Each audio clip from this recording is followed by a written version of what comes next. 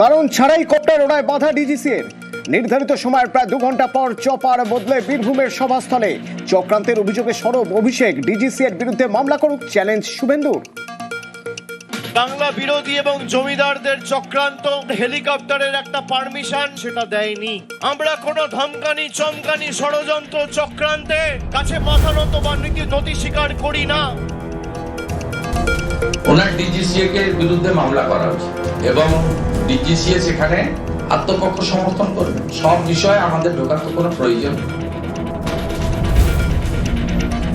হেমন্তের চপারে রামপুরহাটে অভিষেক, কারণ ছাড়াই অভিষেকের কপ্টার বাতিল ডিজিসিএর। ঝাড়খণ্ডের মুখ্যমন্ত্রীর চপার আনিয়ে রামপুরহাট রওনা, দাবি তৃণমূলের সর্বভারতীয় সাধারণ সম্পাদকের।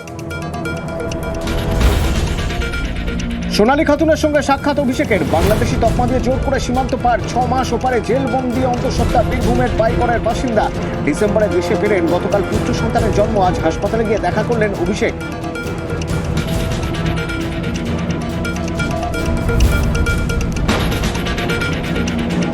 বাংলার এসআইআরে পরপর মৃত্যু, হিয়ারিং আতঙ্কে আত্মহত্যার অভিযোগ জলপাইগুড়ির ফুলবাড়িতে।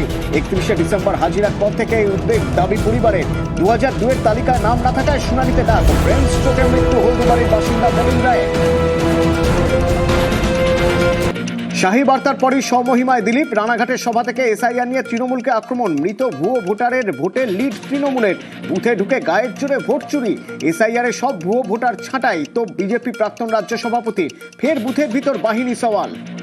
বুথের মধ্যে সেন্ট্রাল ফোর্স রাখুন, নালে আমাদের কানের কাছে বন্দুক ঠেকিয়ে বলে 50টা ছাপ্পা মোট মারবো। মাস্টারমশাই কত ভোট পড়লো? ওটাই তো লিড আছে। তাই এবারের নির্বাচনে না ভুয়ো ভোট না ছাপ্পা ভোট।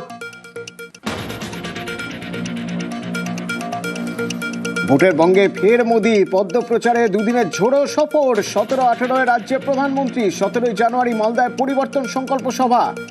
18 তারিখ সিঙ্গুরে সমাবেশ। বাংলাদেশের প্রথম বন্দে ভারত স্লিপার উদ্বোধনের সম্ভাবনা। টপ